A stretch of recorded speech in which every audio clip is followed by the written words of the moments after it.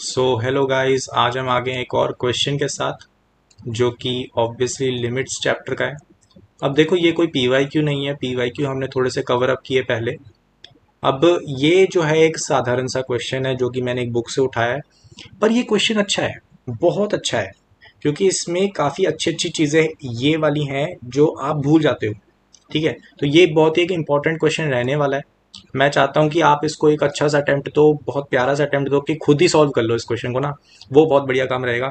लेकिन अगर आपसे नहीं हो रहा है तो डोंट वरी, इसको बहुत ही अच्छे से हम सॉल्व कर लेते हैं, है ना। तो देखो, सबसे पहली बात यहाँ पर ना, मुझे इतना पता है कि ये जो क्वेश्चन है इसकी कुछ कुछ क्वेश्चंस जो आप देखोगे ना लिमिट्स के, कई कई बुक्स में ऐसे हैं कि आपको बाहर जीरो इंटू इन्फिनिटी वाली फॉर्म है। फिर आप देखोगे कि कुछ जो आपकी मतलब इन्फिनिटी वाली फॉर्म है उसको आपको एनालाइज करने के लिए ऐसा करना पड़ता है, अंदर अलग से इन्फिनिटी माइनस इन्फिनिटी या जीरो बाय जीरो वाली फॉर्म बन रही होती है। तो मैं ये कहूँगा कि वो जो होते हैं ना, जिनमें दो दो अंदर भी एक लिमिट चल रही होती है, बाहर भी चल रही होती है, ये उनमें से एक सवाल है। और ऐसे सवालों में बच्चा जनरली फंस जाता है। जैसे यहाँ पे क्वेश्चन देखो, यहाँ पे क्वेश्चन कैसा है, ये टेंड कर रहा है इन्फिनिटी। ठीक है, फिर तुम्हें देखना पड़ेगा, अरे ये देखना पड़ेगा कहाँ टेंड कर रहा है, तभी तो बताऊंगा क्या फॉर्म है ना।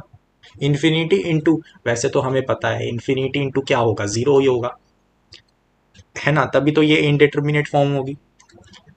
लेकिन थोड़ा सा एनालाइज करते हैं। यहाँ पे आपको ये देखना पड़ेगा ये लिमिट किसको टेंड कर रही है, इसको कैसे देखोगे। तो वैसे तो आपको पता चल गया इंट्यूशन से, ये जीरो आना है ना, क्योंकि ये इन्फिनिटी है, इन्फिनिटी इंटू जीरो वाली ही इंडेटर्मिनेट फॉर्म बनेगी, और क्या फॉर्म बन सकती है यहाँ पे। सही बात है, ठीक है, सही सोच रहे हो। लेकिन इसको सॉल्व कैसे करेंगे, आपको पता है कि ये अंदर वाली जो चीज़ है, ये ए की पावर माइनस वन है, ये एक अलग से क्वेश्चन है। आपको बुक्स में देखा मिल जाएगा, limit x tends to infinity x divided by x plus one की पावर एक्स। ये क्वेश्चन होता है जिसका आंसर ई की पावर माइनस वन आता है। लेकिन ये सवाल उस सवाल से एक कदम आगे है ना। तो देखो भाई, इस सवाल की अगर बात करें तो इसमें एक बहुत ही अच्छी प्रॉपर्टी लगनी है।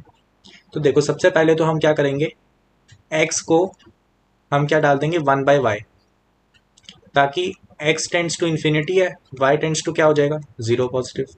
सही बात है। तो ये सब्सिट्यूशन काफ़ी इजी रहेगी हमारे लिए समझने में, क्योंकि इन्फिनिटी से हम कम क्वेश्चन सॉल्व करे होते हैं। तो जीरो वाला केस जो है वो ज़्यादा अच्छा लगता है।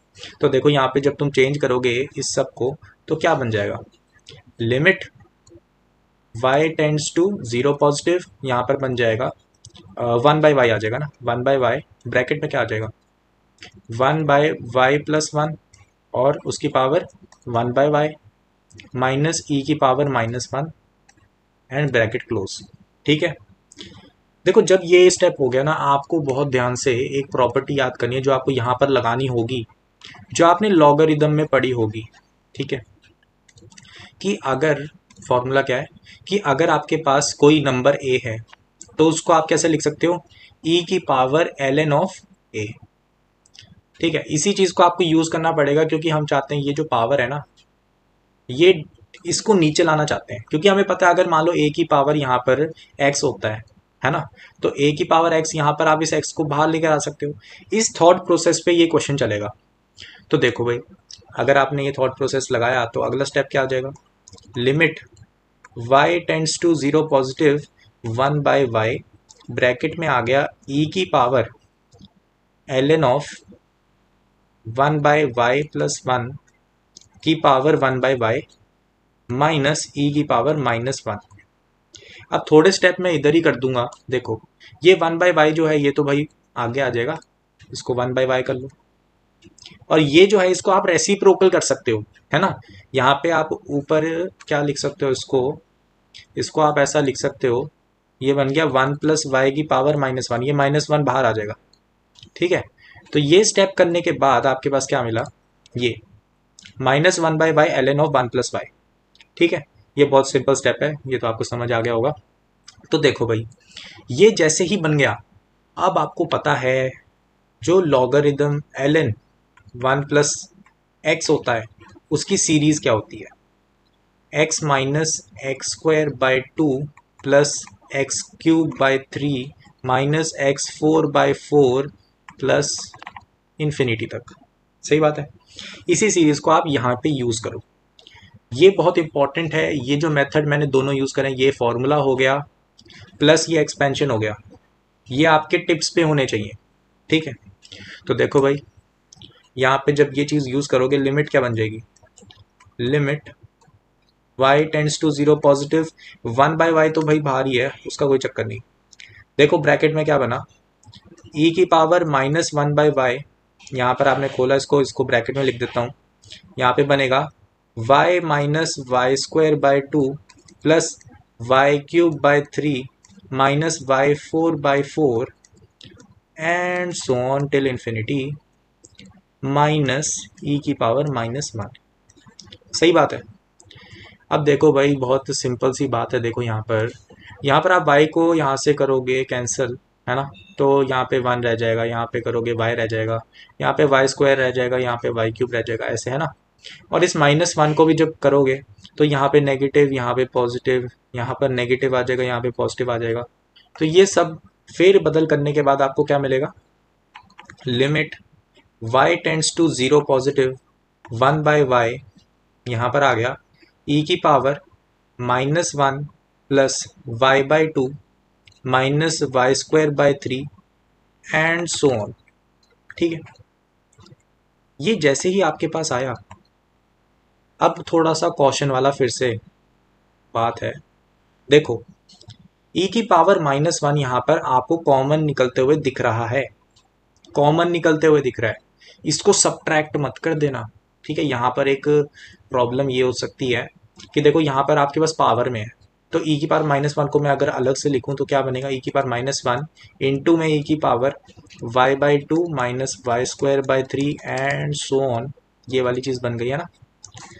और यहाँ पर e की पावर -1, तो ये बन गया ये bracket 1/y limit y tends to zero positive, ये चीज़ बन गई।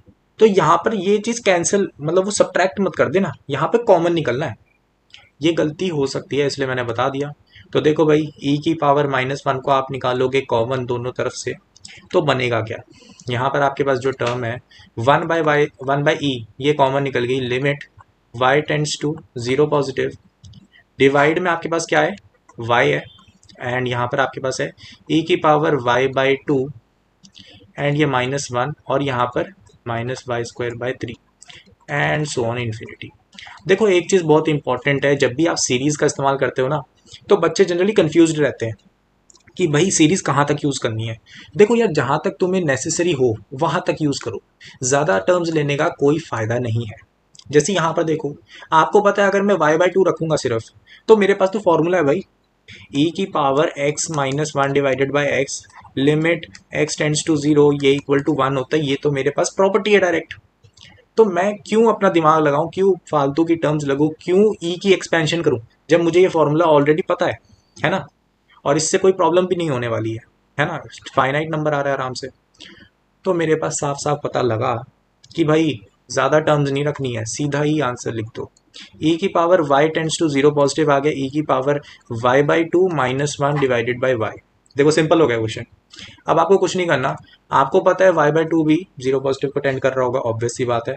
यहाँ पर y/2 बना देते हैं, 2 मल्टीप्लाई होगा यहाँ पर, तो डिनोमिनेटर में 2। तो आपको पता है कि ये जो लिमिट है ये किसको टेंड कर रही है, 1 को, है ना, 1 को। तो ठीक है भाई, आंसर क्या आ गया, 1/2e। तो देखो यार, ये जो क्वेश्चन होते हैं बहुत इंपॉर्टेंट रहते हैं। ठीक है, तो यहाँ पर आपका आंसर बी ऑप्शन आ गया। क्वेश्चन टफ नहीं है, देखो बहुत चीज़ें यहाँ पर संभलने वाली हैं। ये प्रॉपर्टी इंपॉर्टेंट है, यहाँ पर ये एक्सपेंशन इंपॉर्टेंट है, कितनी टर्म्स यूज़ करनी है वो इंपॉर्टेंट है। जस्ट इतनी चीज़ें अगर आप समझ ले तो लिमिट्स में एक्सपेंशन से लगभग सारे क्वेश्चंस हो जाते हैं लिमिट्स के, है ना। तो एक्सपेंशन से डरो मत, जितनी टर्म्स आपको नेसेसरी है उतनी यूज़ करो और आंसर बहुत स्मूथली आ जाएगा। ठीक है, लिमिट सबसे स्कोरिंग चैप्टर है, मैं बार बार कह रहा हूँ, तो इसको अच्छे से प्रैक्टिस कर लेना।